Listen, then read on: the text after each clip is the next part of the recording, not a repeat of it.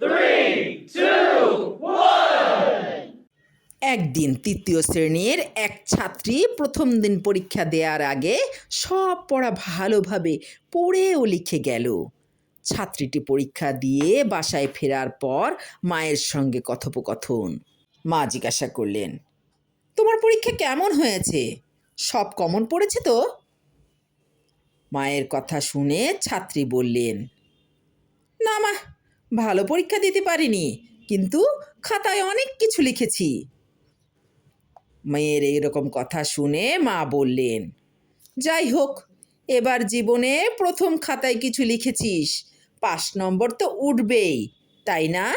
মায়ের কথা শুনে মেয়ে বলে উঠল, না মা। মা বললেন, কেন? তুই না বলেছিস অনেক কিছু লিখেছিস?